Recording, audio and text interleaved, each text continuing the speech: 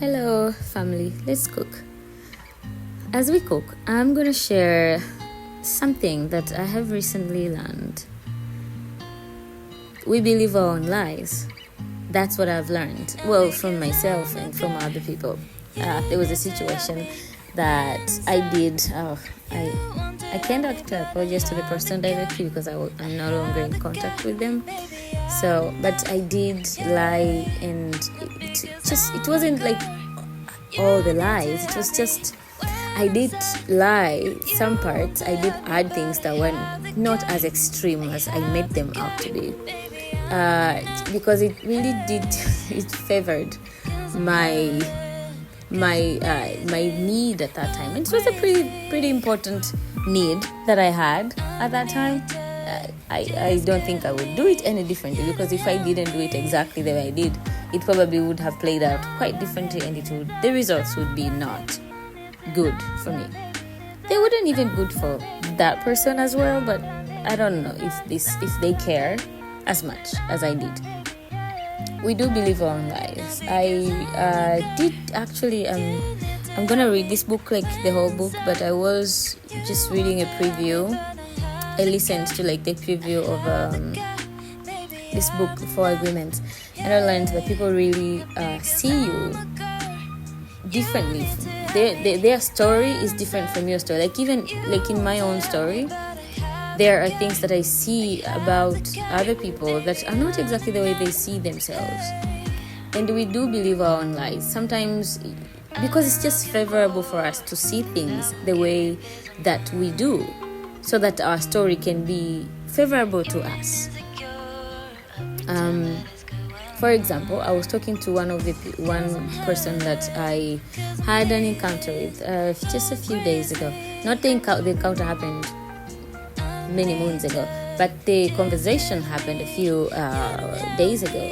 This person, we were not in a relationship or anything, but we were talking to we were in the talking stage, going into a relationship. But in the talking stage, I realized that this person was just not for me because of their behavior. I don't want to throw around labels like he was toxic or anything, but this person was indeed just not a match for me. I'm a grown woman. I like communication. I like open communication. I prefer people to say what they want to say. I want them to tell me how they feel, how I make them feel. I want that to be expressed. I don't ask for what I don't deliver. So early in stages of talking with this person, he was the kind of person that would call, or you would call him, and then you can talk for a while, and then some days you call and he's just not picking up. You don't know what's happening. He's just not picking up. He's not answering your text, and he's actually also not online, so you just don't see him. You don't hear from him for 2-3 days. He was an engineer, so he still is an engineer. That didn't stop because we didn't date.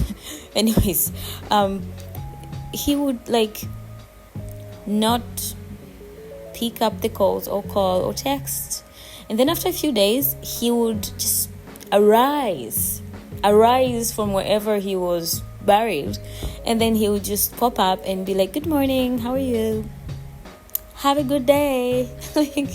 Like nothing happened. I felt that I at first I was like, okay, maybe this is just a joke.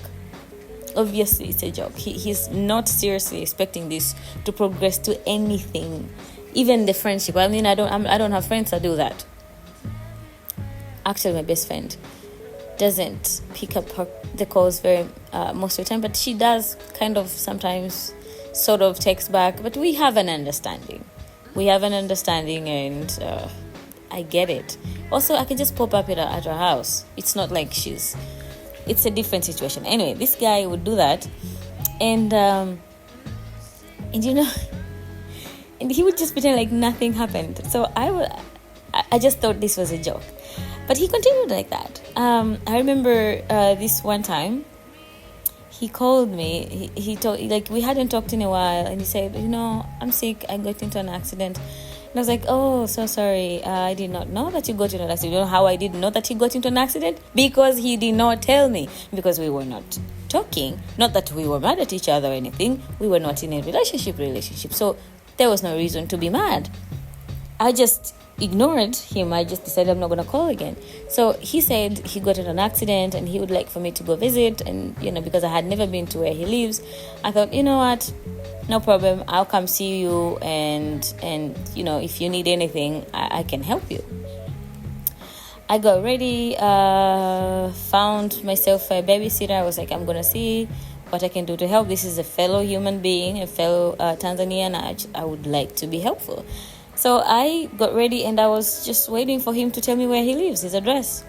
Called him, he didn't pick up. Called him again. I called him 4 or 5 times throughout the day. Texted, he didn't pick up, he didn't answer. I thought maybe he died. But it wasn't the kind of accident that would kill somebody. So he obviously wasn't dead.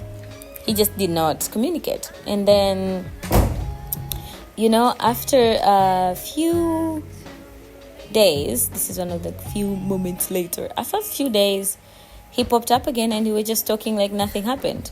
And a few days ago, now recently, I was talking to this person because I did cut contact with him. I blocked him and all that, not because of that, for other reasons. He has very many behaviors that he really should stop. I was talking to him and I was telling him we were just not a good match, but we could be sort of acquainted. Like we can talk sometimes. We're not friends, but we can talk sometimes.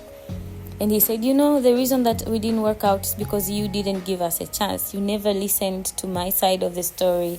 Like you just had your mind made up of the kind of person that I am. And I was like, that's not true.